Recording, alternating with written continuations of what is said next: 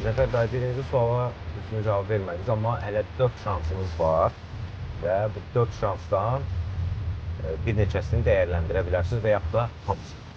Olar. Davam edək. İkinci sual belədir. Yolda müəyyən edilmiş hərəkət sürətini 41-60 km/saat həddində aşmağa görə cərimə məbləği nədir? 41-dən 60-a qədər. Bəli. 90-dan üzü yuxarı sürdün, əgər baxacaqsan da 90-dan 95 sürətsənsə, 100 sürəcəksənsə, 100 sürətsənsə 10 gələcək. Məsələn, Bəli. 120, 150 sürəcəksənsə o həddindən artıq çox getdikcə artacaq da, cərimən də Nə qədər artacaq. Ola bilər ki, lap 50 manat da arta bilər.